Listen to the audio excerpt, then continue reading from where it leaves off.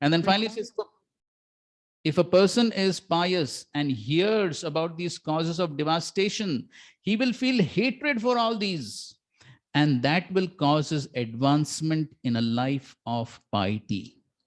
Piety refers to the process of cleansing the heart. And then it speaks about Chetodarpana Marjana.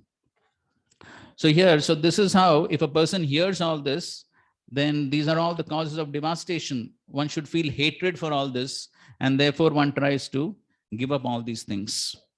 Okay. So here we find an important theme in this pastime of Dhruva Maharaj. And of course, here in the first verse, purport, Srila Prabhupada is speaking about gross sex life and how the 4 Kumaras gave it up and what are the benefits of observing brahmacharya. Srila Prabhupada is described. In the pastime of Dhruva Maharaj, we all know how Dhruva Maharaj, he had some impurity when he began his practice of devotional service. There was some impurity. There was impurity of trying to gain a lot of wealth, prestige, a kingdom greater than his great-grandfather. So devotional service was there, but at the same time, the devotional service was contaminated by these material desires. So we'd just like to discuss something on this point of both gross and subtle sex. Okay, this is the benefit of hearing this description. Attains piety, washes sinful contamination. Next. क्या हो रहा है? Full screen नहीं हो रहा?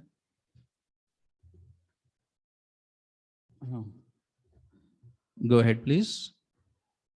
Okay.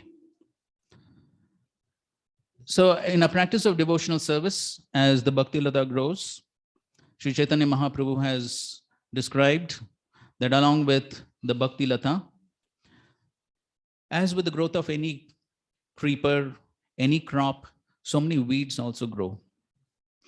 And so, Sri Chaitanya Mahaprabhu is describing these weeds, Upashakha, Nishittajar, Kutinati, Jiva Himsana, Labha, Puja, Pratishtadi, Yatha Upashaka Gana.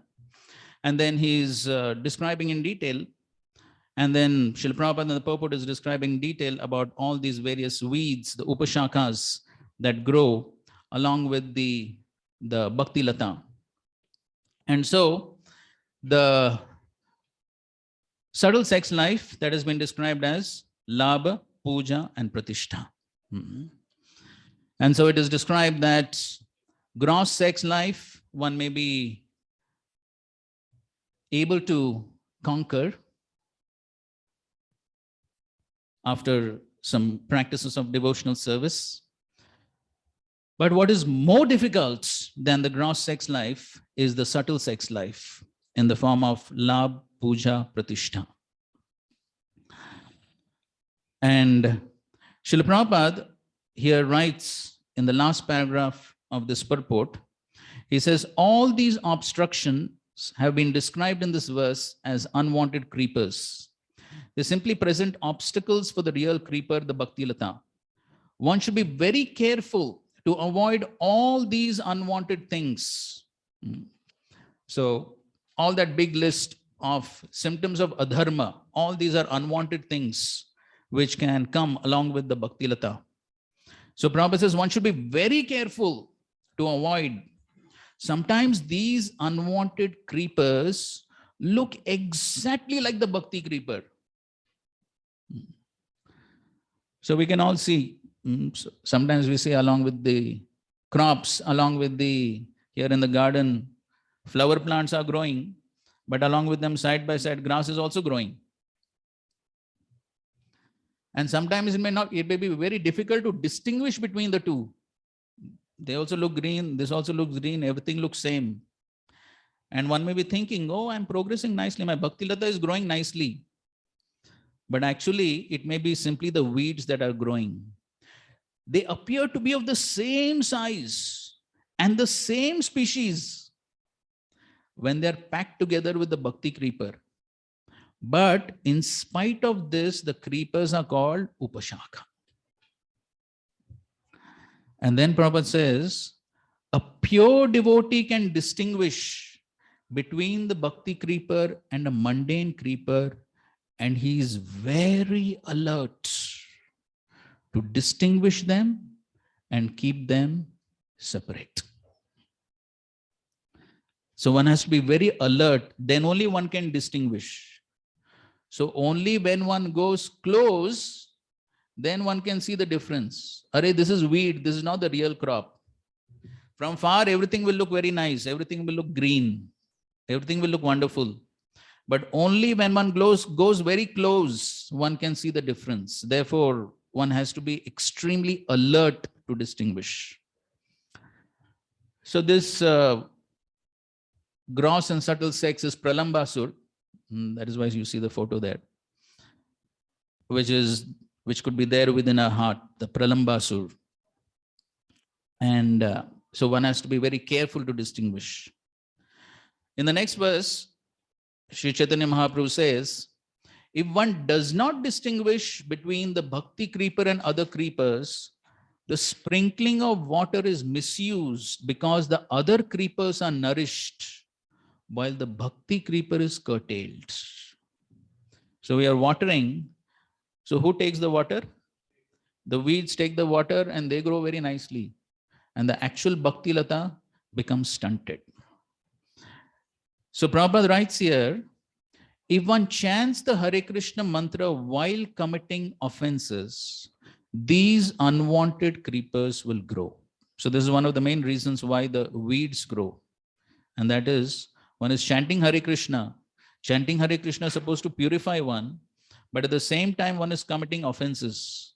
So if one is committing offenses while chanting Hare Krishna, then we are pouring water on. So chanting Shravan Kirtan is Jala for the Bhakti Lata, that is Jala.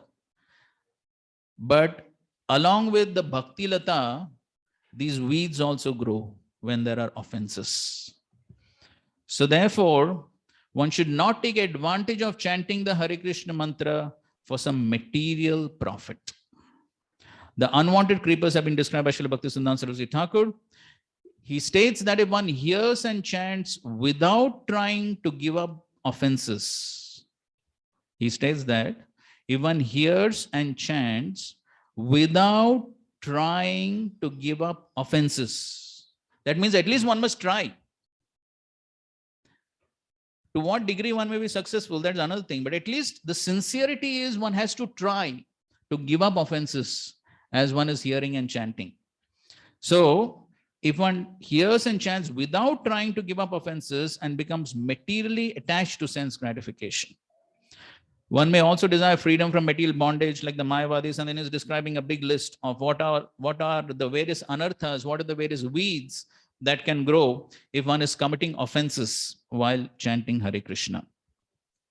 Okay, so towards the end, he writes that how one tries to practice devotional service simply for getting some cheap adoration, material adoration, or one may desire mundane reputation by making compromises with non-devotees concerning one's philosophy or spiritual life, or one may become a supporter of the hereditary caste system.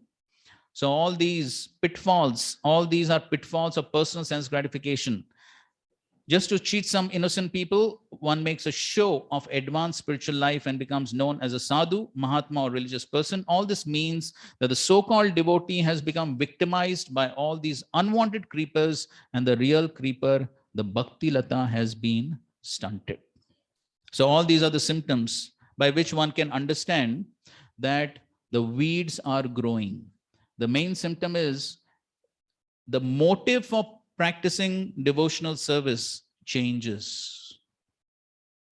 Initially, everyone practices devotional service with very pure motives.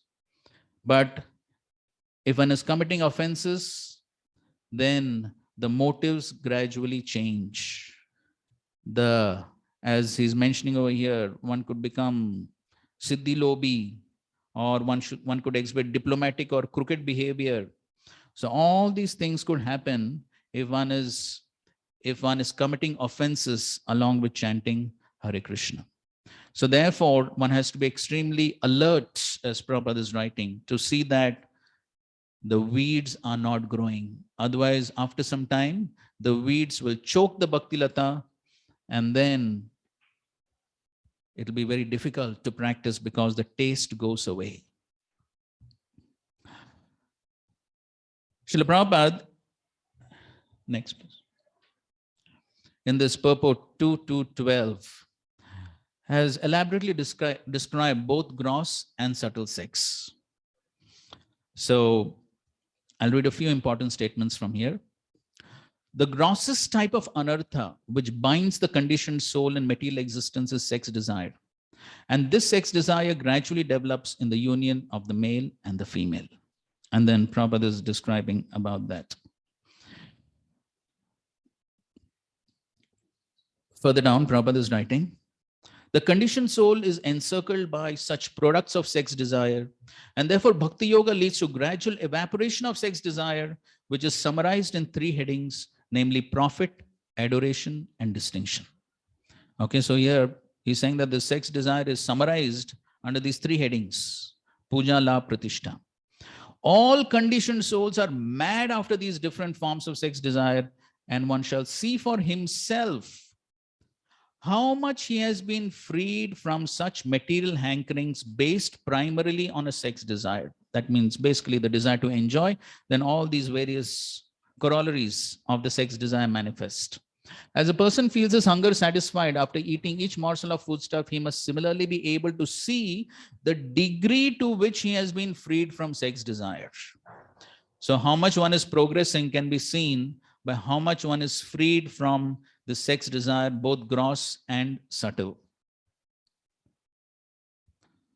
Sex desire in its various forms is diminished by the process of Bhakti Yoga, because Bhakti Yoga automatically, by the grace of the Lord, effectively results in knowledge and renunciation, even if the devotee is not materially very well educated.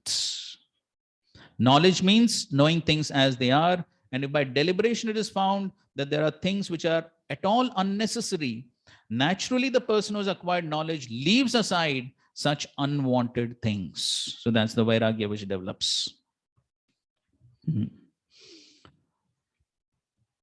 Further down, Prabhupada says, one who has sex desires still with him should not at all try to accept the renounced order of life. For one who has not attained to this stage, there is no question of a renounced order of life. So by the gradual process of devotional service under the guidance of a proper spiritual master and following the principles of the Bhagavatam, one must be able at least to control the gross sex desire before one accepts the renounced order of life factually. Of course, this is referring to sannyas.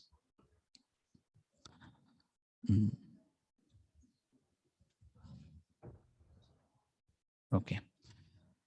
And then he speaks about how one should not jump to the 10th canto without being free from the sex desire. A few points on this pratishtha asha. Please go ahead. Go ahead. Okay. So Gaur Govind Swami, in one of his books, he writes some important points regarding this pratishtha asha. Okay, please read. In the Hari Bhakti Vilas, Srila Sanatan Goswami has said, one may give up Kanaka and Kamini, gold and woman, but it is very difficult to give up this pratishtha. Sanatan Goswami says, Vaishno pratishtha, Shukrera Vishta. Pratishtha, it is the stool of a hog. He has given up everything, his family, his home, all his material relationships, given up money, given up his wife, woman, but he has not given up this pratishtha. This pratishtha, Vishta, the stool, the Mahajanas, the Vaishnava Acharyas like Bhaktivinoda Thakur, Raghunath Das Goswami, Sanatan Das Goswami have said, it is the stool of the hog. Stool is an unnecessary thing. It should be rejected. Nobody accepts stool. It is rejected stuff, very bad, impure. But those who are hogs and dogs, they accept this stool. They think this is very nice and it is to be accepted. Those who are so-called renunciate have given up everything. They say, Artham Anartham Bhavaya Nityam. This money, Artha, is the cause of all anartha. So we have given it up. They say that they have given up everything, their wife, their son, their family, relatives, but they have not given up this pride that I have given up everything. Such pride is there in this world. You will find beginning from a boy to an old man, that all are running after this pratishtha, name, fame, prestige. Continue, please. Therefore, Sanatan Goswami has said, one may give up Kanaka and Kamini, one may give up everything, but it is very difficult to give up Pratishtha Vishta. It's Only small, for huh? The font is a little small, I think. Huh? only for this a man becomes crooked, intolerant, and envious. In this material platform, it is quite natural that one becomes envious. Oh, he's making advancement, he's becoming more wealthy than me, he's occupying a greater position than me. So man becomes envious, and a plan is made to pull him down in the political field. Political enviousness is there. Political murder is there. This is enviousness. It is all crookedness. You will find in this Sadhu Samaj also that if someone is making some nice advancement on the spiritual path, then one who is the real Sadhu will say, yes, he is making some nice advancement.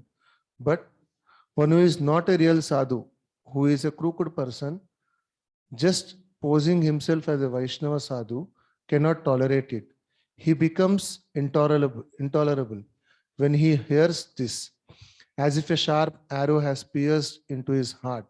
When he hears that, oh, such and such is making advancement, it is very difficult to hear and tolerate it. It is intolerable. But this is not all appreciated. Srimad Bhagavatam says, Nirmatsaranam Satam. Vedyam. Dharma Projita Kaitavotra Paramatru Nistaram Nirmatsaranam Satam Vedyam Vastavastu Atra Travastu Shivadam Tapatrayon Molam. Completely rejecting all religious activities which are materially motivated, this Bhagavad Puran propounds the highest truth, which is understandable by those devotees who are fully pure in heart. The highest truth is reality, distinguished from the illusion for the welfare of all. Such truth uproots the threefold miseries. That Vaishnava Bhakta who is not envious can understand this Bhagavad Tattva.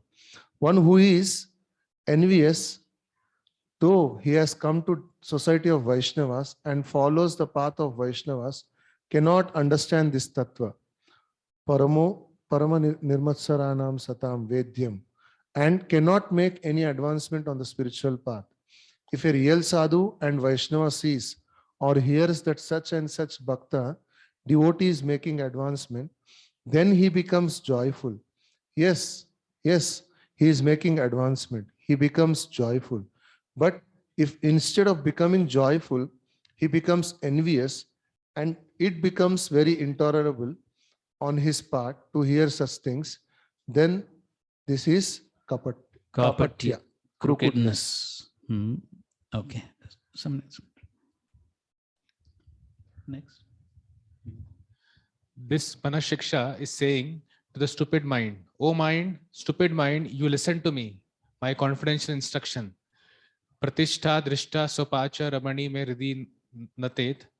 Katham sadhu prema sparshati suchir etat nanu manah." If you run after this pratishtha, this is vishtha, the stool of a hog, and a shameless chandalini. As long as this shameless chandalini is dancing in your heart, you cannot tread this path of devotional service at all. This kapatya is the paramour of pratishtha. As long as this desire for pratishtha is there in your heart, you cannot give up kapatya because kapatya is its paramour. That is said. You cannot be freed from this kapatya at all as long as this pratishtha is there. Pratishtha is a shameless chandalini. Therefore, the instruction is that one who is very serious and eager to achieve this ultimate goal, the supreme goal of human life, this Krishna Prem, should immediately give up this kapatya, crookedness. Next. How can you give it up? You should humbly surrender, unconditionally surrender unto the lotus feet of Guru and Gauranga. One who is very dear to Guru and Gauranga immediately surrenders with a simple heart. Surrender unto the Vaishnava Sadhu and serve him, please him. So by his mercy, you will be freed from this shameless Chandalini and Kapatya. Otherwise, you cannot free yourself from this. Bhaktivinoda Thakur cries and says, when will that day come that I will be freed from all these things and get Radha Krishna Premadhana? So those who are speculators, crooked persons, kapati, they only speculate. They will not accept things as it is. They never accept the essence, sara. They accept vastu as avastu and avastu as vastu, sat as asat and asat as sat, real as unreal and unreal as real. Therefore, Sadhu, Guru and Mahajanas have said that one who is very serious, very eager to achieve perfection in his human birth, which is Krishna Bhakti, to get Krishna should be very simple. He should cultivate simplicity. Simplicity is Vaishnavism. Those who are real sadhus, Vaishnavas are simple by nature. They are not crooked at all. This crookedness, kapatya, is a great hindrance on this path of perfection. This is a sort of disease. Patitya and kapatya. One who is a crooked person who has developed crookedness even becomes envious towards the doctor who has come to cure him. He becomes envious of a doctor, so his disease is incurable. So we put this subject matter at the beginning because this was one of the problems with Dhruva Maharaj, that he had this great desire for a great kingdom, for pratishtha. This was his contamination, as a result of which later on in the pastime we see that Dhruva Maharaj greatly lamented for this contamination in his practice of devotional service. And so therefore here we find that how the acharyas are very heavy about this desire for pratishtha, which is compared to subtle sex life. And one can give it up by unconditional surrender to the lotus feet of Guru and Gauranga with a simple heart. One simply agrees to practice pure devotional service without any other motivation. So if one has the desire for pratishtha, the paramour is kapatya. Because somehow to get the pratishtha, one will engage in so many different crooked ways and means, somehow to get the pratishtha. So therefore, this kapatya and pratishtha go together. And these pose great impediments in the life of sadhus, in the life of transcendentalists, Vaishnavas who are trying to progress on the path of devotional service. And so therefore, one has to be careful. Otherwise, all these various symptoms of adharma that have been listed will manifest in our practices of devotional service. Therefore, we thought of putting up this discussion right at the beginning. And later on, we will find Srila Prabhupada in his purports also mentions that even though Dhruva Maharaj, he had a desire, he had a big desire, he had a desire for wealth, for pratishtha, he had all this desire, but at least he did not adopt dishonest means to get it. At least he approached the Supreme Lord, he approached Guru, and by honest means, he tried to achieve it. So otherwise, one can get into all these very complicated things which pose obstacles on the path of devotional service. Any questions so far? After every section, we'll take questions.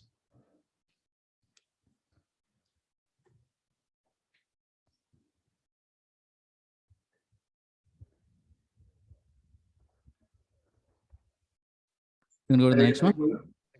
Hare Krishna. Prabhuji, sometimes, like no, as a being institution, we sometimes appreciate the material endeavors, like instead of like no, the focus of devotional service changes. So how do we understand this? What should be our focus during such situations? Like no, sometimes some devotee comes to Krishna consciousness, we just highlight his whatever material endeavor he's doing, and then that way, like no, the institution states an example that material things are appreciated more. So what do you mean by saying the material endeavors are appreciated? What is your meaning? Like that person's material opulences are appreciated more. skills, and they're like given more focus.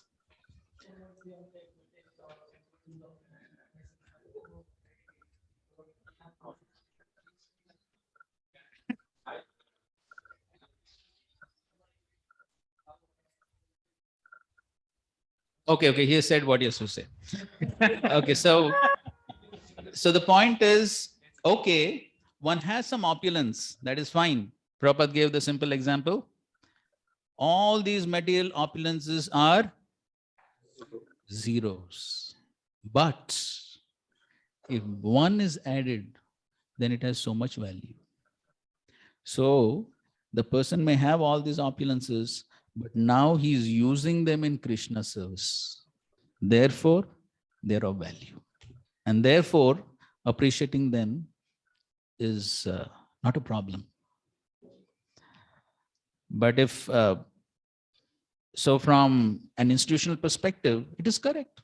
The person is using the opulence in Krishna service. So many people have opulence. How many are using in Krishna service? But the person has agreed to use his opulence in Krishna service. So it's worth appreciating, isn't it? So whatever opulence one may have big opulence, one may have small opulence, but as long as it is used in Krishna service, it is perfect. And so, of course, somebody who may have big opulence may be appreciated, and those who have small opulence may not be so much appreciated. But then, because we have some limitations in appreciating everyone, if everyone has to be appreciated, how much time will go in appreciation? So therefore, we can definitely appreciate on a smaller level. And also, whether one receives appreciation or not, Krishna knows everything. And when Krishna is satisfied by one's devotional service, then Krishna gives the satisfaction. Krishna gives the inspiration to go on in the practice of devotional service. So therefore, in either case, it is all perfect. Does it help? Somebody like to add something to this? Another question?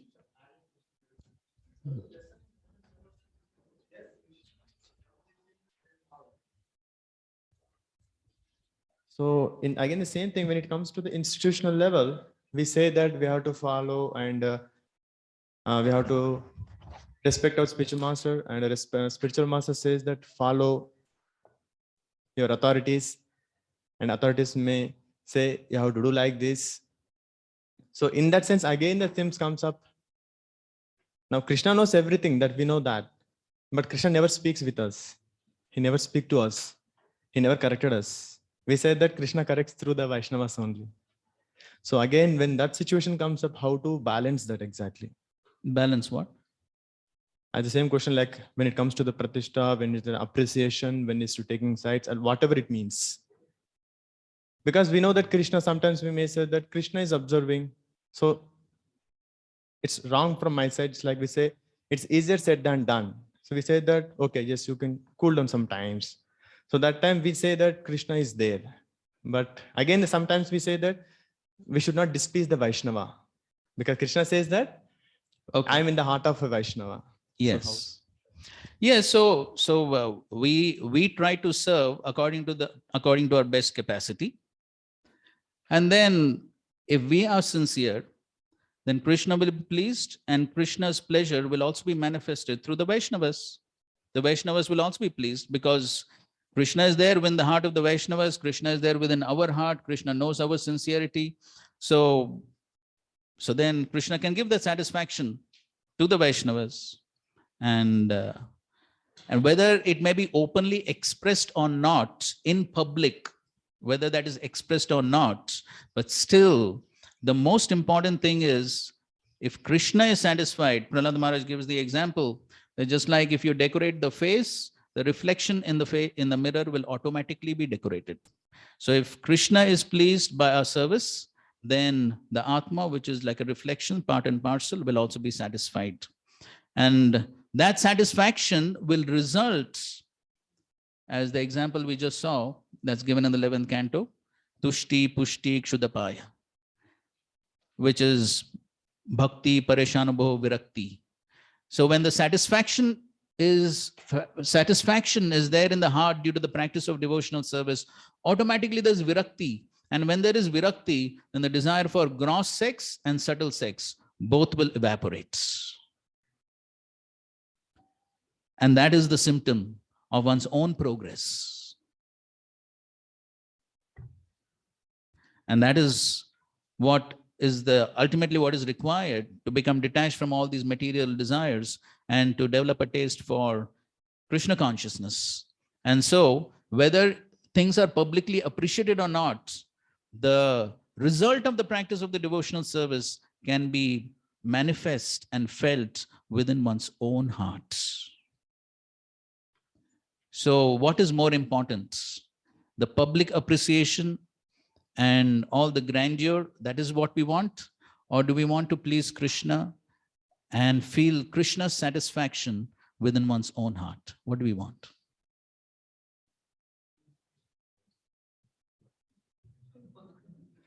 Choice is ours. Guruji, can you please repeat that? How did you connect this kapata and simplicity with Dhruv Maharaj section? Can you please repeat it once briefly? The Dhruv Maharaj's main anartha was his desire for wealth, pratishtha, isn't it? That was his desire. That's the connection. Okay, let's proceed. Any addition? We have what to do. We're in the material world, which is conspicuous by the presence of time. So maybe some of the questions will get answered as we proceed in our discussions. And if they don't, then you can raise up the questions at a certain point. All right. And if they still don't get answered, then we can always have time for some personal, private interactions and discussions. Okay. Okay. So we're going to the next section. Suruchi chastises Dhruva. Let's get into the pastime now. 6th verse. Let's recite. Atata kiryate vamsham, athato kiryate vamsham, punya kirte kurudvaha, swayambhuvasyapi manor harer amsham shajanmanaha. Maitreya continued, O best of the Kuru dynasty, I shall now describe before you the descendants of Swayambhuva Manu, who was born of a part of a plenary expansion of the Supreme Personality of Godhead. Please read the next translation also. Swayambhuva Manu had 2 sons by his wife Shatarupa, and the names of the sons were Uttanapad and Priyavrata. Because both of them were descendants of a plenary expansion of Vasudeva, the Supreme Personality of Godhead, they were very competent to rule the universe, to maintain and protect the citizens. Okay, go ahead. Next translation, please. King Uttanapad had 2 queens named Suniti and Suruchi. Suruchi was much more dear to the king. Suniti, who had a son named Dhruva, was not his favorite. Srila Prabhupada in the purport describes why Maitreya Rishi has begun to describe about the descendants of Uttanapad and especially Dhruva Maharaj pastime. He didn't immediately go into Priyavrat's pastime, but then he wanted to focus on Uttanapad's pastime because Prabhupada writes in the purport, the instance in the life of Dhruva Maharaj are very attractive for devotees. Why they're attractive? From his pious actions, one can learn how one can detach himself from material possessions and how one can enhance one's devotional service by severe austerities and penances. By hearing the activities of pious Dhruva, one can enhance one's faith in God and can directly connect with the Supreme Personality of Godhead. And thus one can very soon be elevated to the transcendental platform of devotional service. The example of Dhruva Maharaj's austerities can immediately generate a feeling of devotional service in the hearts of the hearers. So one can be inspired in one's devotional service by the wonderful example of Dhruva Maharaj. And that's the reason why Maitreya Rishi begins to describe about Dhruva Maharaj. Text 9 translation, please. Once upon a time, King Uttanapad was patting the son of Suruchi, Uttama, placing him on his lap. Dhruva Maharaj was also trying to get on the king's lap, but the king did not very much welcome him. Text 10. Tata Tata chikirshamanam tam sapatnyastanayam dhruvam suruchi shrunvato rajnya seshrasham ahati garvita.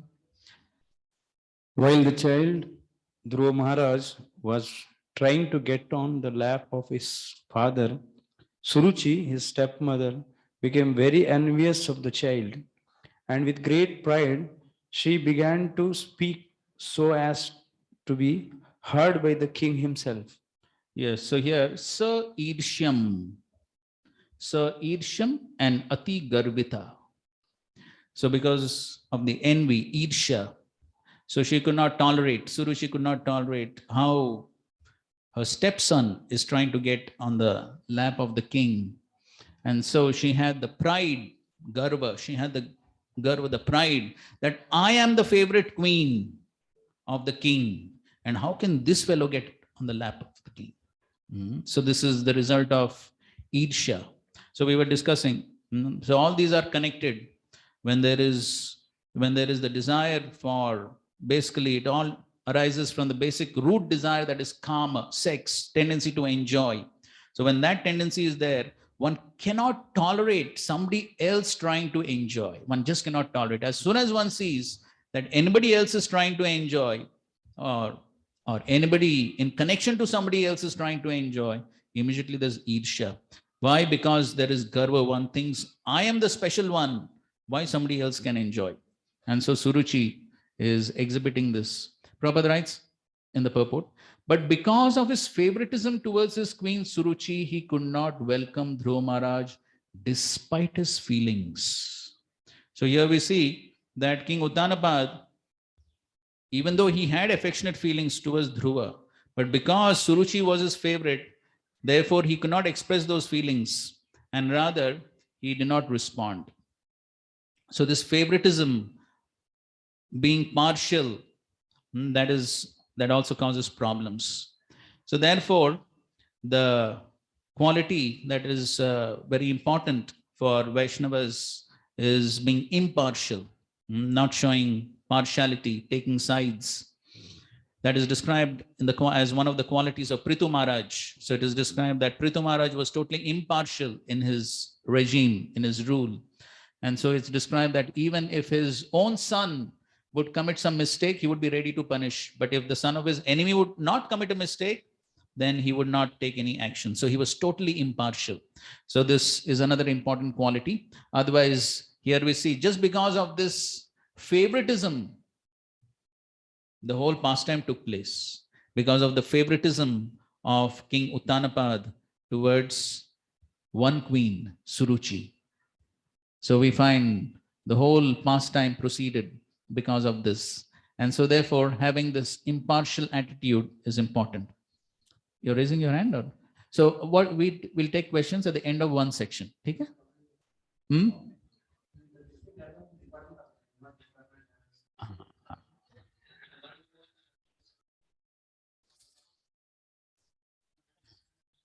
This is material world, what to do. Whether it is, as long as one has material tendencies, problems will be there. So Prabhupada writes, if a woman understands that her husband regards her as a favorite and is especially affectionate to her, she takes undue advantage. These symptoms are visible even in such an elevated society as the family of Swayambhu Manu. Then what to speak of any other society? Therefore, it is concluded that the feminine nature of woman is present everywhere. Text 11. Queen Suruchi told Dhruva Maharaj. Please read. Queen Suruchi told Dhruva Maharaj, my dear child, you do not deserve to sit on the throne or on the lap of the king. Surely you are also the son of the king, but because you did not take your birth from my womb, you are not qualified to sit on your father's lap. Here again, Srila Prabhupada speaks about the pride of Suruchi, that I am so special. She's thinking, I am so special. So if you want to sit on the lap of your father, you have to take birth from my womb. I am so special. So this is the anartha of distinction, pratishtha. Puja, la pratishtha. Puja means one has a desire for worship, Labh means a desire for material possessions. Pratishta means distinction specifically. So one thinks I am special amongst all others. I'm very special. So she's proud that she is special amongst the queens of the king. And therefore that pride is being exhibited through these words. Okay, please read the next translation, text 12. My dear child, you are unaware that you were born not of my womb, but of another woman. Therefore, you should know that your attempt is doomed to failure. You are trying to fulfill a desire which is impossible to fulfill. So again, Prabhupada writes in the last line of the purport, this is another statement of Queen Suruchi's pride. So practically in all these purports, Prabhupada is pointing out to the pride of Suruchi. So what is the cause of pride? What is the root cause of pride? Bodily attachments, okay. Yes, ignorance of what? Yes. Prabhupada writes in the Bhagavad Gita, Nirmana Moha Jitasanga Dosha. In that purport, Srila Prabhupada writes that the cause of pride is moha. So even though one is so insignificant, one is an insignificant spirit soul, one's body can be destroyed at any point of time, but still one thinks, I'm very special. But what is our significance? At any point of time, any moment, one can be finished. But because of the moha, thinking, because of misidentification with the body, thinking I'm special, I'm this, I'm that, that is the root cause of pride. Prabhupada, in one lecture, Prabhupada says, just like the dog is also thinking, I'm dog, I can bark. I'm so special. So that is the cause. The main cause of pride is bodily misidentification, ignorance of one's real self. So in this way, Suruchi is exhibiting this pride. And so therefore, in the next verse, she says, text 13, translation, please. If you at all desire to rise to the throne of the king, then you have to undergo severe austerities. First of all, you must satisfy the Supreme Personality of Godhead Narayan. And then, when you are favored by him, because of such worship, you shall have to take your next birth from my womb. So Prabhupada says, Suruchi was so envious of Dhruva Maharaj that she indirectly asked him to change his body. So she's telling him, now you have to change your body, give up your body, get another body. Then only you can be fortunate to get onto the lap of your father. So in this way, Suruchi exhibited her pride and envy. Questions? Yes, bro. Sometimes whenever we are there in a managerial post, we tend to do some mistakes, like Uttanapad. Sometimes we are in the seeking post from the management, we feel that we are Dhruva. Sometimes there's like this five positions are there. We are also doing that. There's like whenever we are not doing a management and just like the things are not happening as per our the way, then we feel that it is like I am a Dhruva there. And sometimes it is happening, then we are not clearly understanding that I am now Uttam. And Uttanapad also we are playing the role of Sunitis. Sometimes we fail to do that, but like whenever we are doing a counselor role, that time we always say that Suniti is the thing we always tell to our counselors. And the Suruchi's role also we are doing, but we are not knowing that many times. So how we can like this is like happening in everyone's life. So how we can balance that? These two roles we are playing, but we are not knowing. And the two roles, we always say that it is misjudgment by the management, and how to not cry out loudly.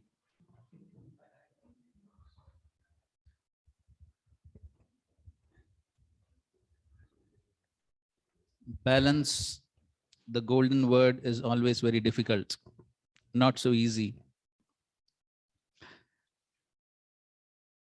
as we have just been discussing, what is very important is, as Prabhupada writes, one must be very alert to distinguish one's own anarthas.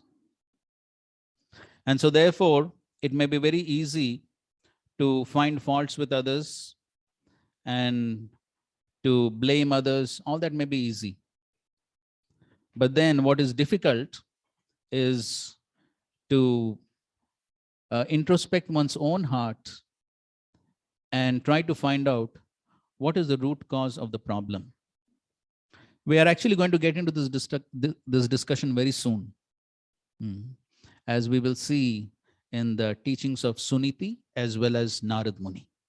So just hold on for a little more time and we will get into a more detailed discussion on your question, if you don't mind. Okay, thank you. Any other question? Hare Krishna.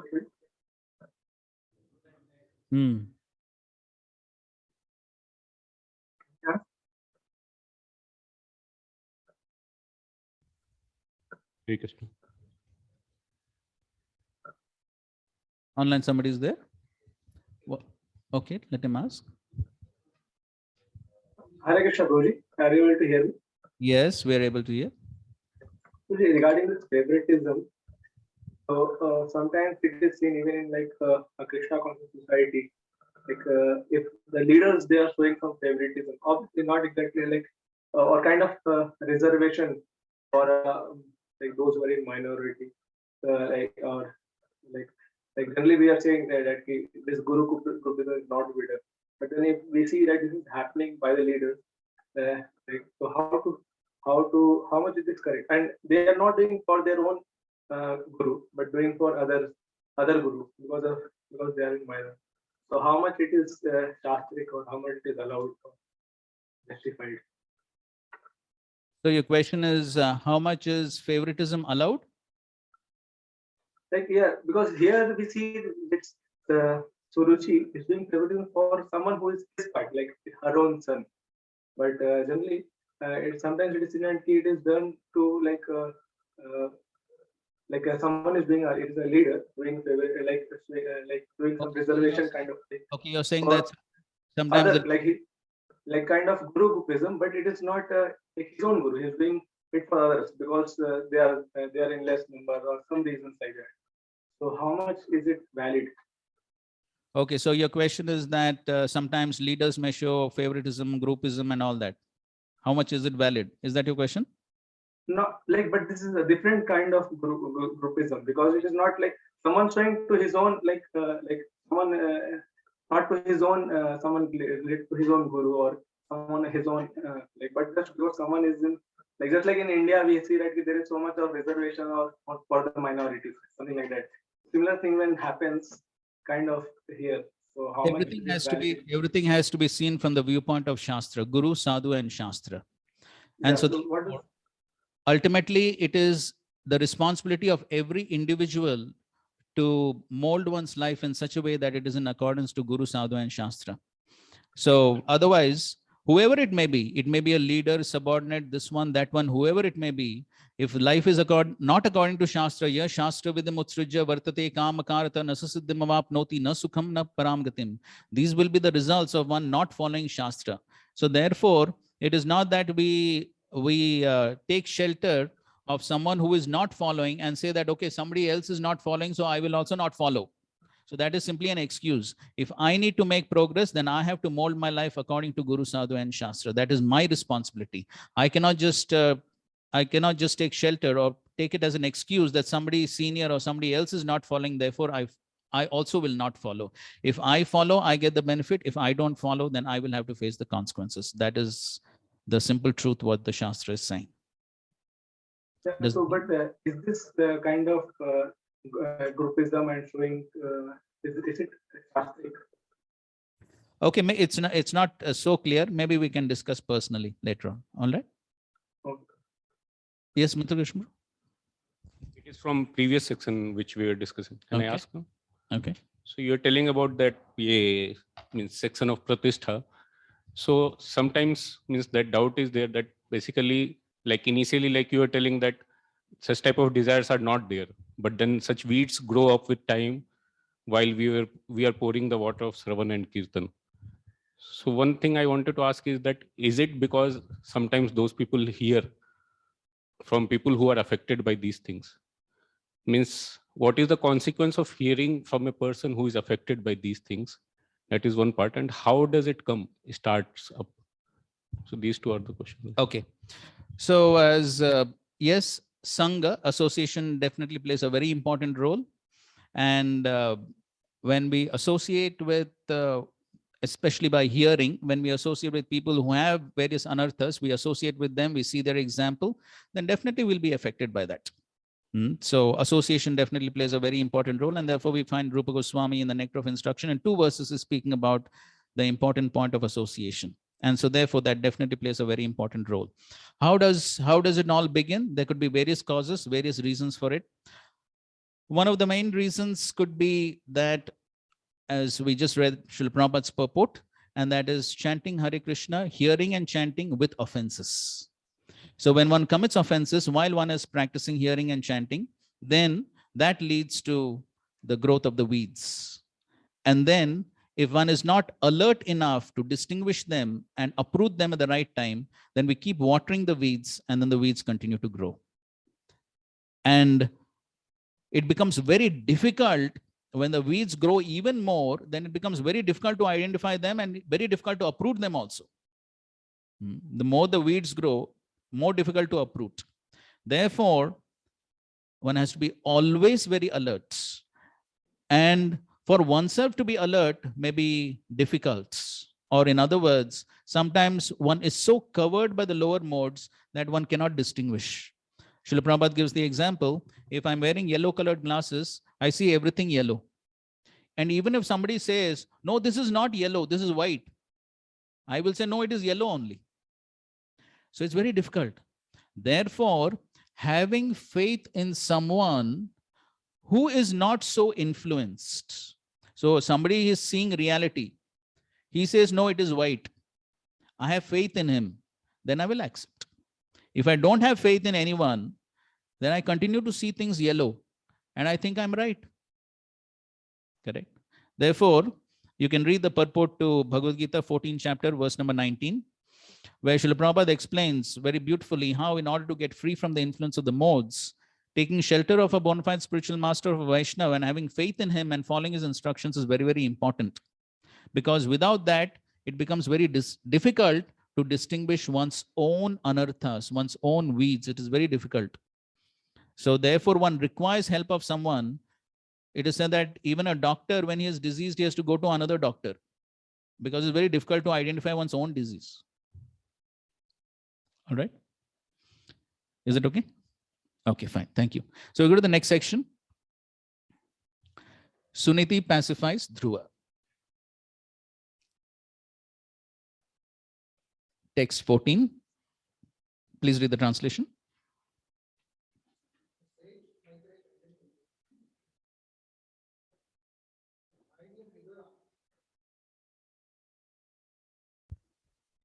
My dear Vidura, as a snake, when struck by a stick, breathes very heavily.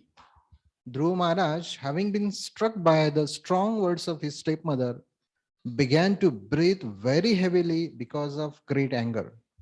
When he saw that his father was silent and did not protest, he immediately left the palace and went to his mother.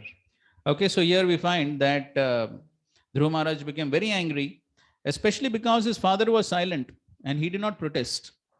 So therefore, for a responsible person, when he sees something wrong happening and he does not do anything, then he also becomes incriminated in the crime.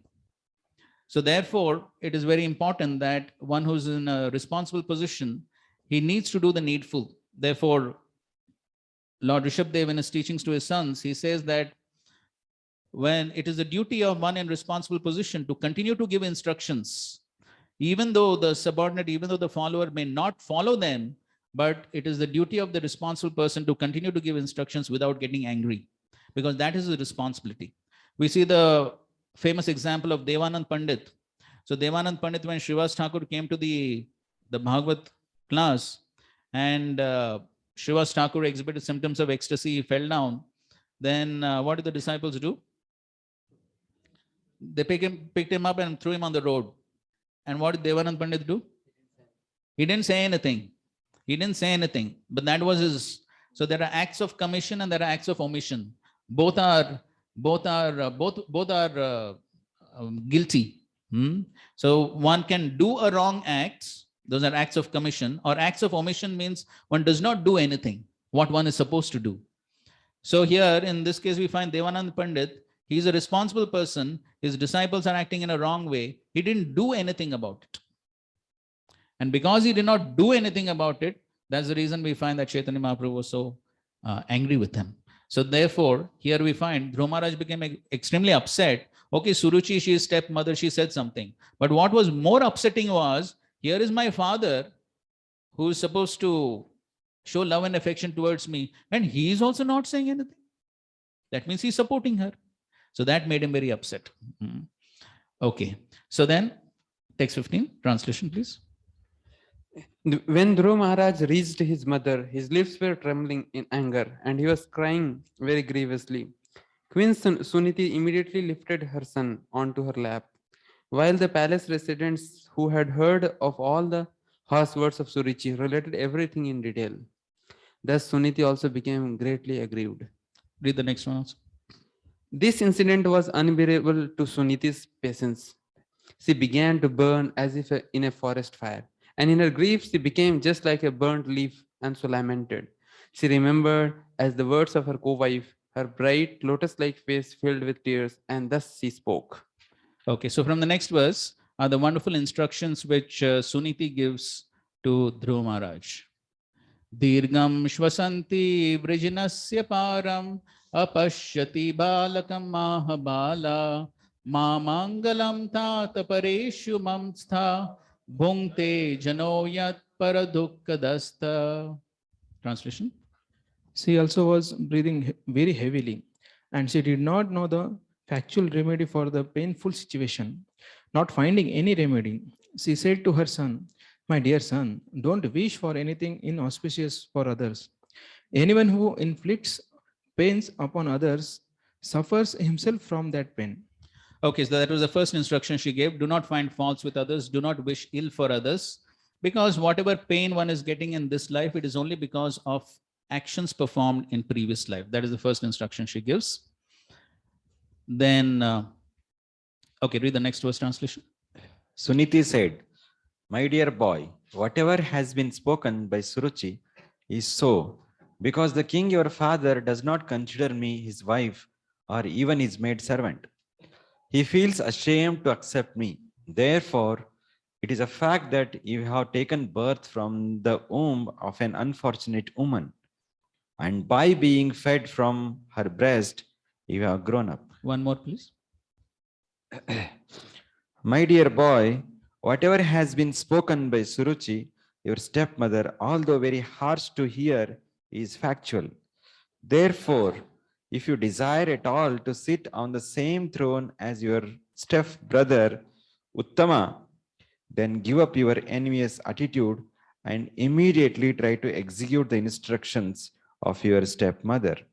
Without further delay, you must engage yourself in worshipping the lotus feet of the Supreme Personality of Godhead.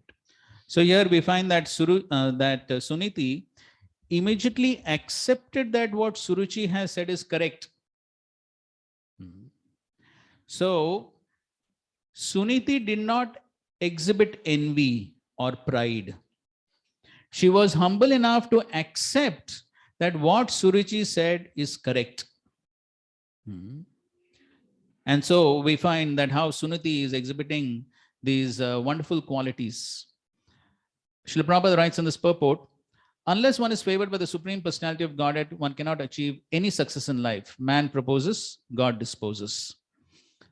The last line of the purport, indirectly, the words of Suruchi were a benediction for Dhruva Maharaj, for because of the influence of his stepmother's words, he became a great devotee.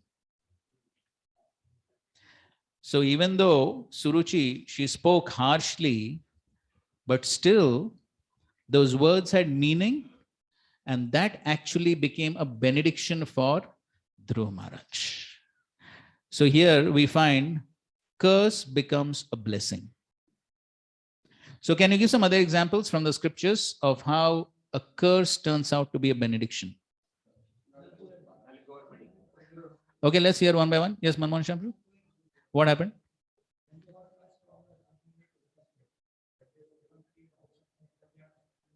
Okay, fine. So he got a curse, they got cursed, but they became trees in Nand Maharaj's court here.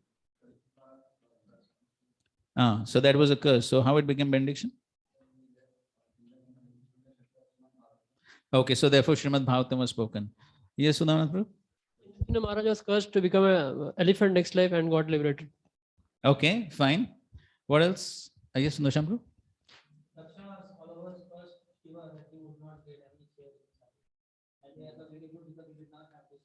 Right. Thank you. Yes, Ramsek Prabhu? got cursed.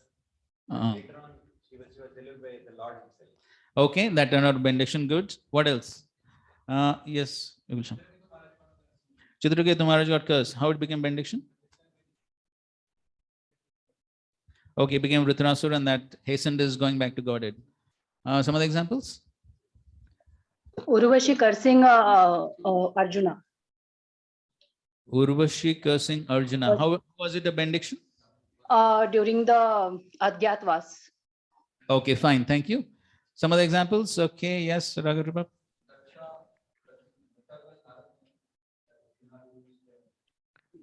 How is it benediction? Okay, therefore he could travel and preach.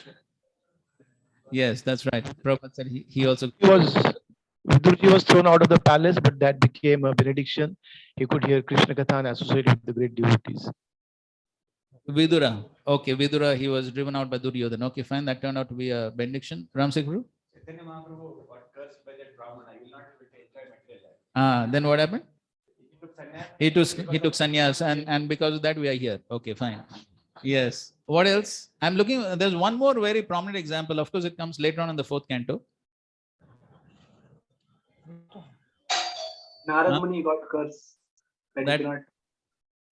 That is told. That is told. Anga getting Anga, he got a son like Vena. And as a result, what happened? Yes, Anga left home. He became detached and he perfected his life. So he could later on. Initially, he was depressed that he got such a mischievous son, but later on he could understand that actually it was a benediction. So we find that in this way, curses could turn out to be benedictions, because ultimately everything happens according to the plan of the Lord very perfectly. But what is very important is for us to see the curse in the right perspective, and for that the association of devotees is required. Because in the association of devotees, then that will help us to see the curse, to see the misfortunes in the right perspective. So here we find Suniti, she could see that, okay, Suruchi, she has spoken some harsh words, but those are correct. And that turned out to be a benediction for Dhruva Maharaj. Okay, text 20. Yasyang Ripadmam Paricharya Vishwa Vibhavanayata guna bipatte ajodhyatishtat khalu parmeshtyam padam jitatma shvasana bivandyam. Translation. Suniti continued, the Supreme Personality of Godhead is so great that simply by worshipping his lotus feet, your great-grandfather, Lord Brahma, acquired the necessary qualifications to create this universe. Although he is unborn and is the chief of all living creatures, he is situated in that exalted post because of the mercy of the Supreme Personality of Godhead, whom even great yogis worship by controlling the mind and regulating the life air, prana. Okay, so Suniti is glorifying that, yes, Suruchi told him to take shelter of the Supreme Lord. And what is the result of taking shelter of the Supreme Lord? Even great people like Brahma and Manu, they acquired great qualifications by worshipping the Supreme Lord. An important sentence from Srila Prabhupada's purport. To become successful in any attempt, one not only has to undergo severe penances and austerities, but also must be dependent on the mercy of the Supreme Personality of Godhead. So these two factors are always important, and that is one's own efforts, one's own austerities, penances, that is definitely important, but that must attract the mercy of the Lord. Dharma svanashtitasya pumsa vishwastena kadasuya na utpadyed yati ratim shrama eva hi kevalam. So ultimately, whatever dharma, whatever activities we are performing, whatever austerities, penances, so many things we may be doing, but if that does not attract the mercy of the Lord, by which the rati, the attraction towards the Lord, increases, if that does not happen, then everything is simply a waste. So therefore, our barometer of success is whether the rati is increasing, whether the taste in Krishna consciousness is increasing or not. That is the barometer. Otherwise, so many activities we may be performing, but if the rati is not increasing, the taste is not increasing in our practice of devotional service, if we are still thinking that, oh, another Bhagavatam class, how many classes, same thing. So if when the taste is not increasing, then that means there is some problem in our practices. In that connection, in some previous discussion, we did quote this well-known verse, 4th Canto, 30th chapter, verse number 20, where Srila Prabhupada, the verse itself and the purport is explaining that how on the path of Krishna consciousness, nothing can be stereotyped or boring, because Krishna is always Nava Yovanam. Everything is always ever fresh. Things can never be boring.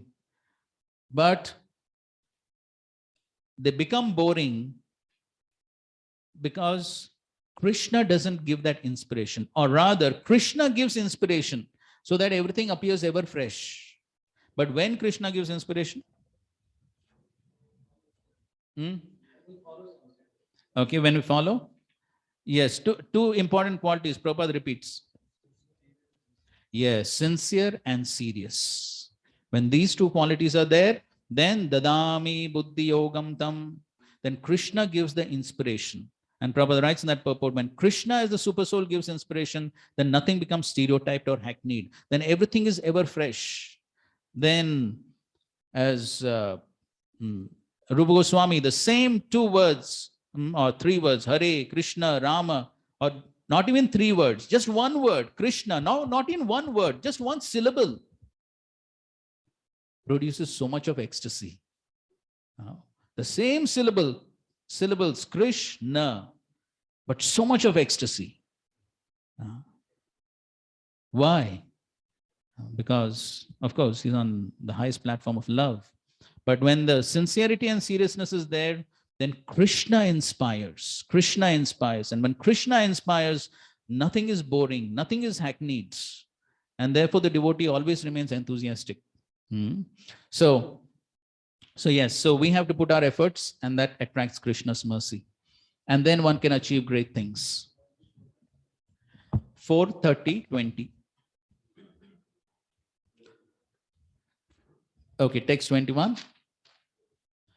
Tata manurvo bhagavan pitamaho yam ekamatya purudakshiner makhe ishtva bipede duravapam anyato bhaumam sukham divyamathapavaryam.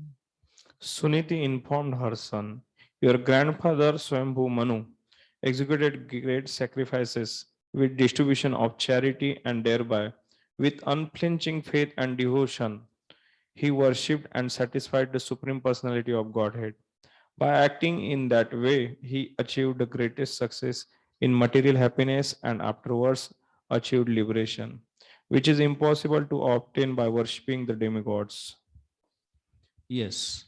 So in this way, we find Suniti is saying that this is the greatness of worshipping the Supreme Lord. Therefore, one should worship the Supreme Lord for success and not worship the demigods. Prabhupada writes, the success of one's life is measured by one's material happiness in this life and liberation in the next.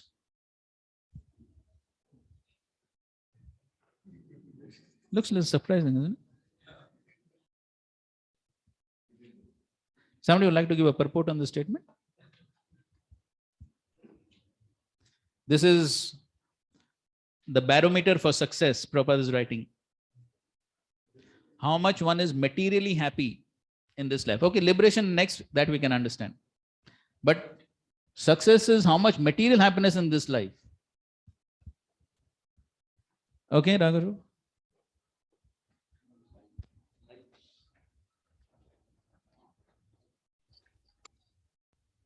It's like when somebody sincerely practices Krishna consciousness, then he won't experience the three tap and sinful reactions goes up. So that way. So even though the upheavals may be there and the modes may be there, but he transcends. So that way he finds being aloof to the entire that distressful situation. Okay. That way he becomes like happy and satisfied materially. So, but material world means always Trivitap will always be the devotee, non-devotee. Yeah, so he doesn't get affected that way. He remains materially satisfied. Like satisfaction also we say that way, that it's not about how much person gets or doesn't get. It's internal state of consciousness. Okay, okay, good point. Somebody would like to add? Yes.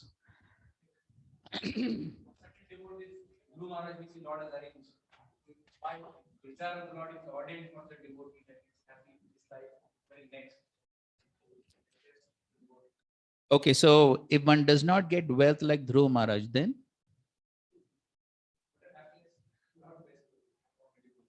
So then that means he's not successful. Okay, okay, fine. Okay, Sir Lakshan Pro and then Sundarshan. When one worships the Supreme Lord for material appearances, so during that endeavor, he will go through the purification. So by that purification, at the end of life, he will get liberation also. But what about during life? During life also, he may get, but the material opulence devotees may or may not get, but the satisfaction will be there for when he performs that material effort, and at that time he may utilize that material activity for the pleasure of the Lord. That by the pleasure of the Lord, he will get the satisfaction internally by the mercy of the Lord. Okay, okay, good points. Thank you. Okay, we'll hear from Gauram Pran Prabhu and then come back. Yes, go ahead.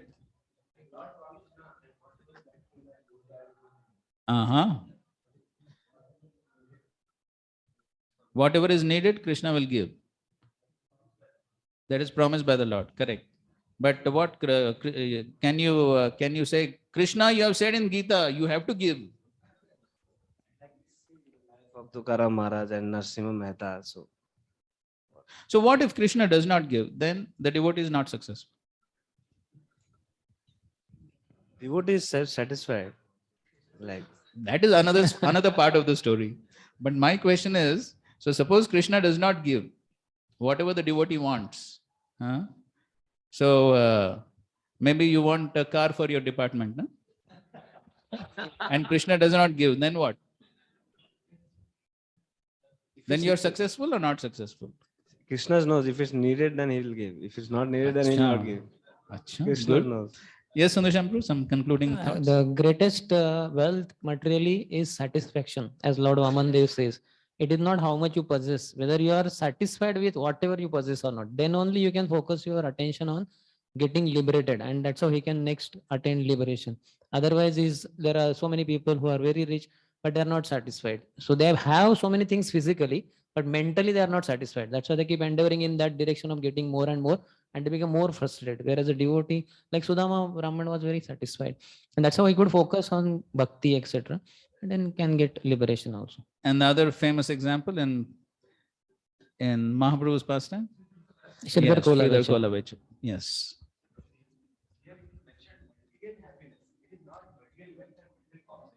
Correct. Yes, that's right. Yes, so the happiness doesn't come from the wealth. The happiness comes from the satisfaction which one derives when one is in connection with the Supreme. Such success can be achieved only by the grace of the Supreme Personality of Godhead. And for that, what is required? Ekamatya. Yam ekamatya. Prabhupada is focusing on that word, ekamatya, concentrating one's mind on the Lord without deviation. In the word-to-word, Prabhupada says, with unflinching devotion or ananya bhakti. Okay, so that is what will result in one becoming totally satisfied and happy, and ultimately one can get liberation. Okay, text 22. Tameva vatsashraya bhritya vatsalam mumukshubhirmrigyapadaabja paddatim ananya bhave nija dharma bhavite manasya vasthapya bhajasva purusham. Translation. My dear boy, you should take shelter of the Supreme Personality of Godhead, who is very kind to his devotees. Persons seeking liberation from the cycle of birth and death always take shelter of the lotus feet of the Lord in devotional service. Becoming purified by executing your allotted occupation, just situate the Supreme Personality of Godhead in your heart, and without deviating for a moment, engage always in his service. Okay, so here again you find, like in the previous verse, the word was used ekamatya. There's a similar word in this verse. What is that? Yes, ananya bhave, ananya bhakti. So again and again, this is focused that one must perform ananya bhakti without deviation, without contamination. This is what is important in order to please the Lord. In the translation, Prabhupada says, without deviating for a moment, not in for a moment, one should deviate. Always engage in his service. Prabhupada writes in the purport, everyone can continue in his constitutional occupational duties and at the same time keep the Supreme Personality of Godhead within his heart.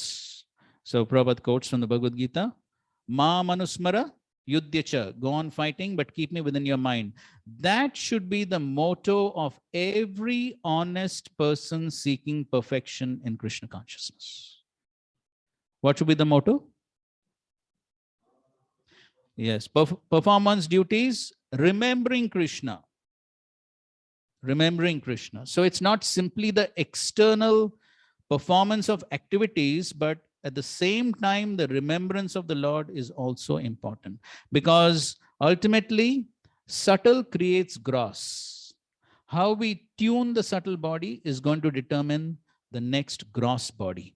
So therefore, if you're simply mechanically performing activities, but the subtle body is not changing, then whatever thoughts are in the subtle body, that will create the next gross body. Therefore, later on, we will find in this fourth canto, in the conversation between Narad Muni and King Prashin Barishat, we'll find an elaborate description Narad Muni is giving, that how focusing on the subtle body and transforming the subtle body is very important.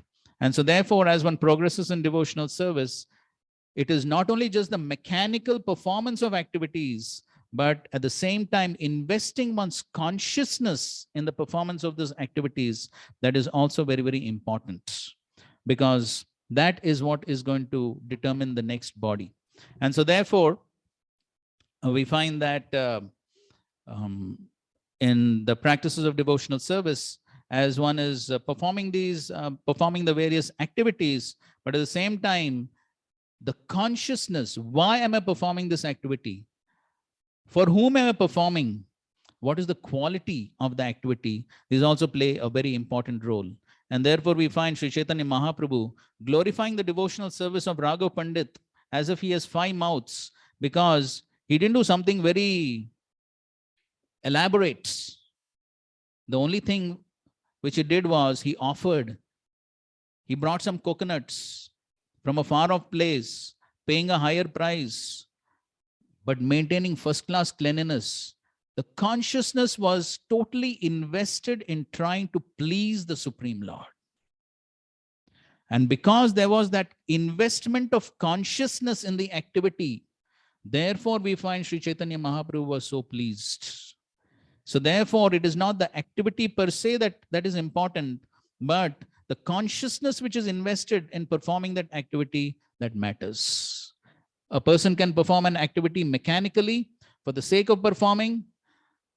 One can simply be present for the Mangalarti, for the class, because one has to, or one can perform the same activity because I want to please Guru and Krishna. That change in consciousness is what is going to change the result. And so therefore, Srila Prabhupada is making this point. That should be the motto of every honest person seeking perfection and Krishna consciousness.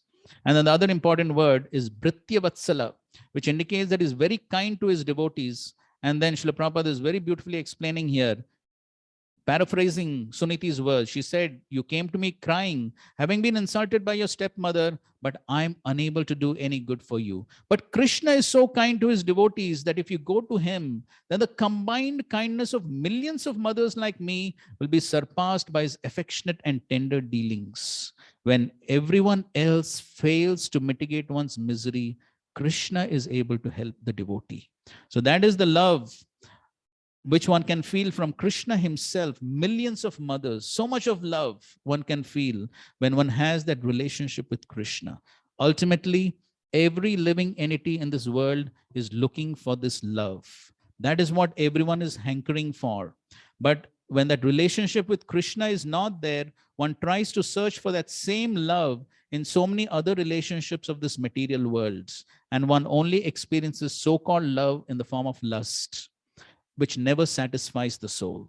So therefore, when one experiences that love from Krishna, by establishing the relationship with Krishna, that leads to total satisfaction for the hankering soul. Therefore, without establishing that relationship with Krishna through, as we have been reading in these verses, through that Ananya Bhakti, if that relationship is not established, then whatever other activities one may do for satisfaction of the soul can never be satisfied. Therefore, that relationship with Krishna is what needs to be thickened and what needs to be made very strong. Then Krishna provides so much love to the soul that the soul experiences full satisfaction. Otherwise, in spite of so many different activities, so many different ways in which one tries to find satisfaction, but the soul will always remain hungry and the soul will always feel lonely because of not having that relationship with Krishna. So therefore, Suniti is advising Dhruva to establish that relationship with Krishna, which totally satisfies the jiva. As Prabhupada concludes the purport by saying, as soon as one places the Supreme Personality of Godhead within one's heart, everything becomes easy and successful. One simply has to establish that relationship with Krishna. Then everything becomes easy and successful. By the mercy of Sri Chaitanya Mahaprabhu, what is most difficult will become easy. Without that mercy, whatever is most easy will also become most difficult. But when one has that grace of the Supreme Lord, everything becomes easy and successful, as we find in the life of Srila Prabhupada. Text 23. Nanyam tata padma palashalochanad dukkha chiddham timrigyami kanchana yo mrigyate hasta grihita padmaya shriyetare ranga vimrigyamanaya. My dear Dhruva, as far as I am concerned, I do not find anyone who can mitigate your distress but the Supreme Personality of Godhead, whose eyes are like lotus petals. Many demigods, such as Brahma, seek the pleasure of the goddess of fortune, but goddess of fortune herself, with a lotus flower in her hand, is always ready to render service to the Supreme Lord. So in this verses, Suniti is glorifying, taking shelter of the Supreme Lord by saying great personalities like Brahma, Swayambhu, Manu, they achieved success by taking shelter of the Supreme Lord. Therefore, the only way to achieve success is by taking shelter of the Supreme Lord. And even the goddess of fortune is always eager to render service to the Lord because she knows that that is the only way one can actually be successful. So Prabhupada writes here, permanent benediction is spiritual benediction, since spirit soul is eternal. That is the ultimate benediction, spiritual benediction. And in the first canto purports, Srila Prabhupada also has written that famous statement, material progress follows spiritual progress, correct? Material well-being, yes, that's right. Material well-being follows spiritual well-being. So therefore, the real benediction is spiritual benediction. Therefore, Suniti told her son that he should not seek the mercy of the demigods, but should directly approach the Supreme Personality of Godhead to mitigate his misery. Even the highly placed demigods worship the goddess of fortune, but the goddess of fortune, Mahalakshmi herself, is always seeking the pleasure of the Supreme Personality of Godhead. Recently in the Bhagavatam classes on the 5th canto, we were hearing how Lakshmi ji herself is praying to the Lord. I think Sundar Shampur, you gave a class on one of those verses where Lakshmi ji is saying that all these men who are, all these ladies who are seeking some other men as their husband, they are simply wasting their time. So therefore we see Lakshmi ji, she is also glorifying and taking shelter of the Supreme Lord. Anyone therefore who takes to the worship of the Supreme Lord automatically receives the blessings of the goddess of fortune. Further down in the next paragraph, Prabhupada writes, a person who goes to the Supreme Personality of Godhead for material gain is gradually purified in association with the Supreme Lords. How he gets purified, that Krishna knows. Thus he becomes free from all material desires and is elevated to the platform of spiritual life. Unless one is raised to the spiritual platform, it is not possible for him to completely transcend all material contamination. Prabhupada is glorifying Suniti as a far-seeing woman. She had a great foresight, a great vision, and therefore she advised her son to worship the Supreme Lord and no one else. And then Prabhupada is commenting on Padma Palasha Lochanat. When a person is fatigued, if he sees a lotus flower, all his fatigue can be immediately reduced to nil. Similarly, when an aggrieved person sees the lotus face of the Supreme Personality of Godhead, immediately all his grief is reduced. On that point, we have a quote from the 3rd canto of the Bhagavatam. Please go ahead. You have to go ahead about 4 or 5 slides.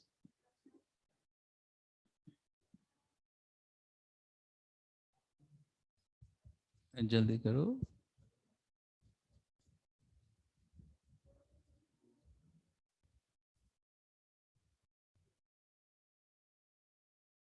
One more.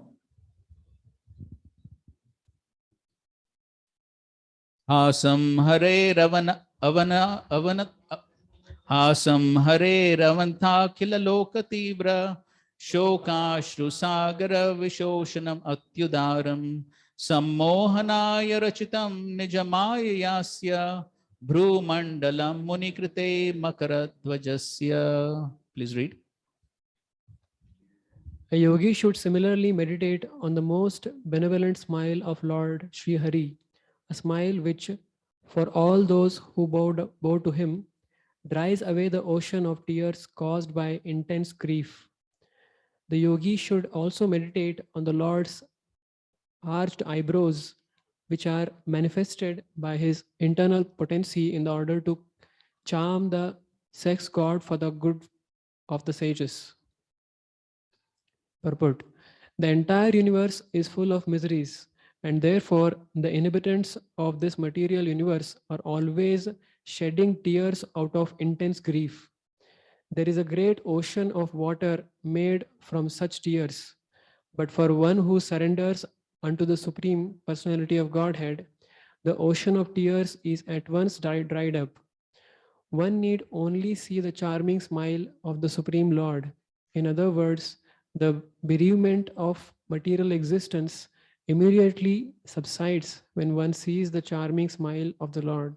Okay, so this is the benefit, the glory of seeing the beautiful smiling face of the Lord. The Shokashru Sagara Vishoshanam.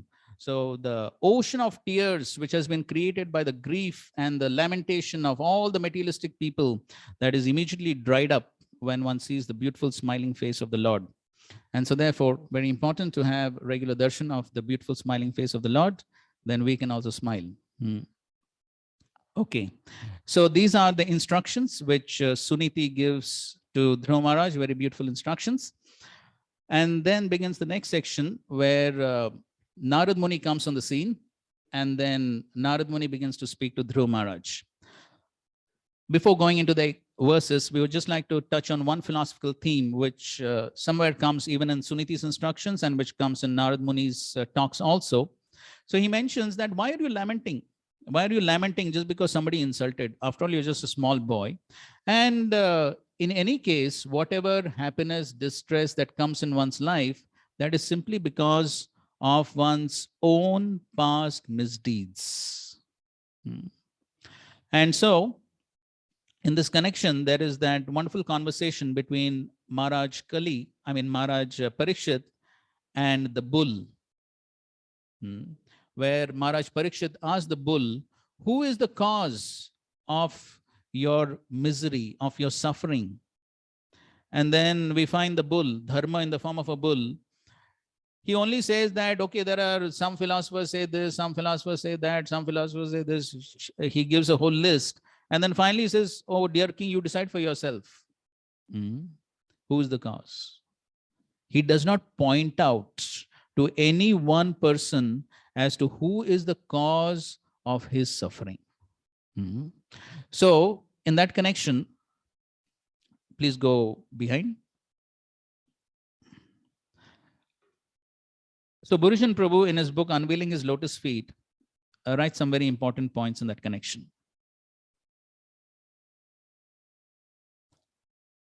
One more. Okay, go ahead. Okay, please read.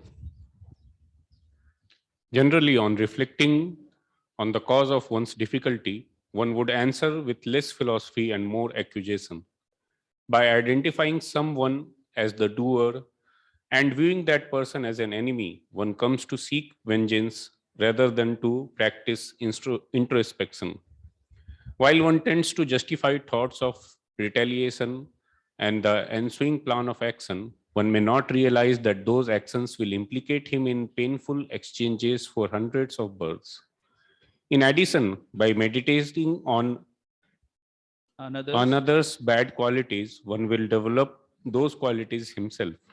One's mentality is found by the object of his meditation. A grassworm confined in a hole of a wall by a bee always thinks of the bee in fear and enmity, and later becomes a bee simply because of such remembrance. Okay, Bhagavatam 7. so this is, so Anand Prabhu, we are trying to address your question. So here he's mentioning that whenever somebody does any harm to us, like in this case, Dhruva is harmed by Suruchi. So the tendency is always to blame. This person is the cause of my suffering. This person is the cause of my suffering. This person is the cause of my suffering. And as he's saying over here, one would answer with less philosophy and more accusation. At that time, when one is very much influenced by the lower modes of Rajas and Tamas, then immediately one tends to get into the blame game rather than practice some introspection. But when one comes to seek vengeance, revenge, just like in the case of Dhruva Maharaj, he wants revenge. He wants revenge. So that's usually the tendency. But then he says that when one thinks of getting some revenge, when one thinks of doing something bad to others, something ill to others, what is the result? The result is one implicates oneself in so many reactions. So two results, he says. One result is one will get the reaction of one's bad thoughts, bad activities. The second point is that when we contemplate on another's bad qualities, then we also get those bad qualities. So if we are thinking, all the time we're thinking, oh, this person, he's so cruel, he's so harsh, he doesn't understand me, this is injustice. So we're constantly meditating on that person. Now we're chanting Hare Krishna, but that person is coming in the mind. All his bad qualities are coming in the mind. And what we are doing, instead of meditating on the Supreme Lord who's full of good qualities, we are meditating on the bad qualities of a person. And as we are meditating on those qualities, those same qualities will come in us also. And so therefore, he says it's better to practice some introspection and think, why? Why has this happened? Is this person the cause, or is something else the cause? So it is better to take the blame on oneself, as Dharma himself is showing through his own example, and think that I am to be blamed ultimately. Anybody else is simply an instrument of my own bad karma. Now somebody may ask a question, okay, somebody is doing harm to me. Somebody is insulting me. Somebody is torturing me. Somebody is doing injustice to me. Then what should I do? My bad karma. So should I just keep quiet? What's your understanding? उनको mic दे दो. When we are the subordinate, we should keep quiet. When we are the authority, you should take action. This is material rule and universal rule. Where is this universal rule mentioned? Which Shastra can you please give reference? This is Kali Puran. Where does it exist? We are our daily life. We are seeing and observing. Okay, but you will have to show us where is the Puran. Okay, somebody else. So what should we do in such a situation practically? We see somebody is insulting, somebody is harming. Anybody else? Okay, please give to Shri Kumar Krishna. Hey. If one is rooted, like, you know, in the, If one is rooted in his Krishna consciousness, he will refer in his life, Guru, how he has led his life, or like how the Shastras are teaching. Or else if he's like a practicing, struggling, conditioned soul. So in that case, at least I'm that second stage. So I'll take the help of seniors. So how to see it? Because immediately to follow this principle, it needs a good guidance, and that quality is required. If it is not there, consult the seniors. They will share their experiences, because currently they might have been undergoing, because they're also in the institutional phase. So this is what I do in my personal life. Okay, good. Thank you. Somebody else would like to share some points? Yes, Andadip.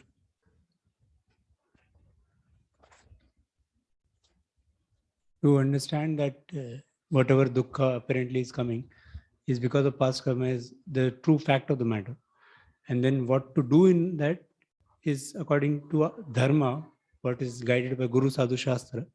So we act like what is our adhikar, what is our role play in that situation. Deshkal Patra applies. And that we have to see freshly, that right action has to be taken.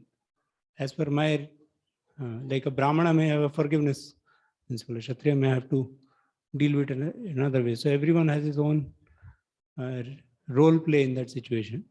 And whatever Guru Sadhu Shastra say that you should do this way, so then it is appropriate. Okay, good point.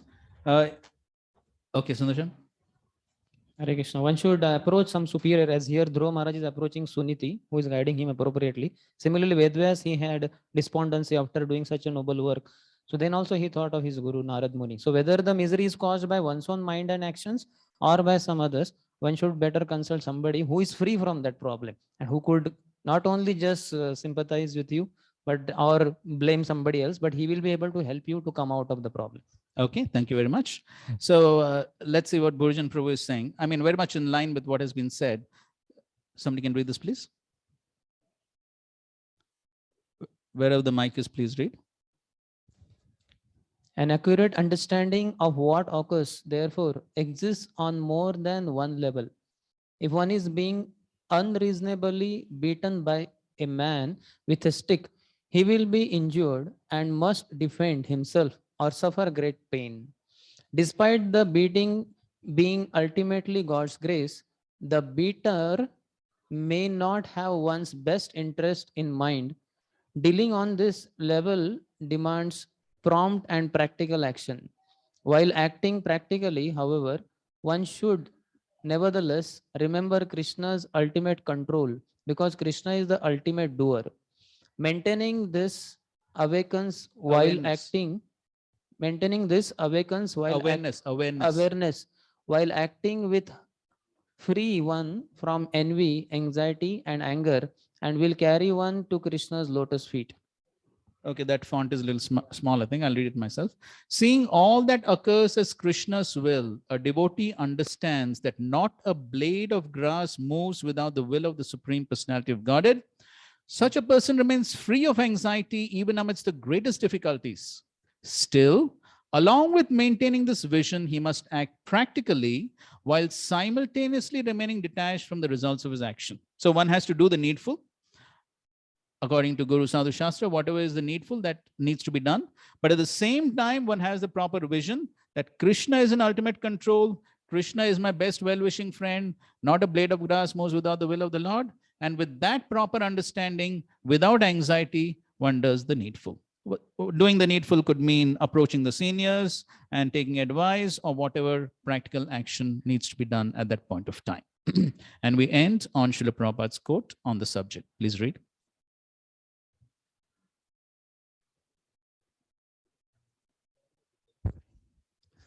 Don't think that things are taking place automatically. Therefore, even in reverse condition, a devotee does not see that this thing is happening without direction of Krishna. Even if he is in an adverse condition, he does not feel any pain because he knows that this adverse condition is also under the direction of Krishna. So I am fully surrendered to Krishna. Why I shall take the adverse position as not mercy of Krishna? This is also mercy of Krishna.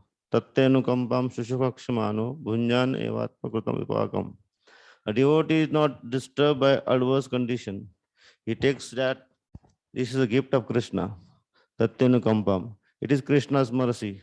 Although I am put into difficulty, it is Krishna's mercy. So anyone who takes in that way, Mukti Pade Sadayabha. He is going back to home, back to God, and is guaranteed because he takes everything as Krishna's mercy. Srila Prabhupada ki jai, Granthra Srimad Bhagavatam ki jai, Samved Gaur Bhakta Vrinda ki jai. Thank you very much. Hare Krishna. We'll continue tomorrow with